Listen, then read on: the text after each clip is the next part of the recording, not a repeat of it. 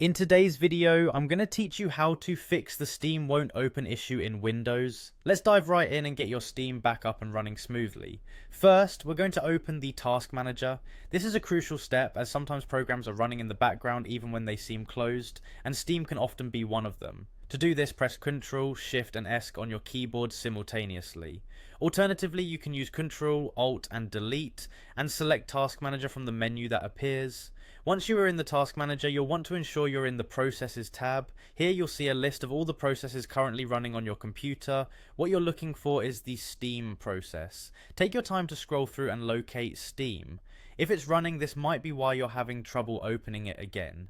Once you've found Steam, right click on it and select End Task. What this does is completely shut down any instance of Steam that might still be open.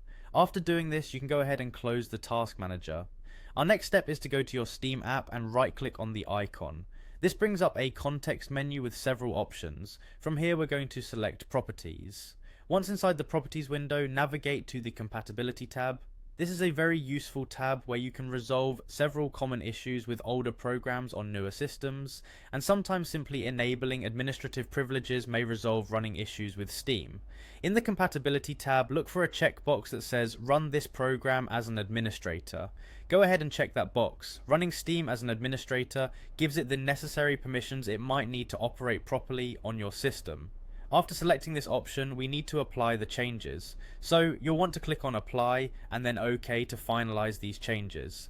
Finally, if the issue persists even after these adjustments, consider uninstalling and reinstalling Steam. This might seem like a large step, but it can often refresh all the settings back to default and resolve any corrupted files that were preventing it from running correctly. You can uninstall it from the Add or Remove Program section in your control panel.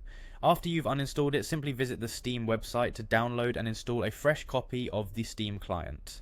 And there you have it. A few simple steps to help troubleshoot and fix the common issue of Steam not opening on Windows. I hope this guide helps you out, and you're able to return to your gaming as quickly as possible. Thank you for watching, and be sure to check out our other videos for more tech tips and tutorials.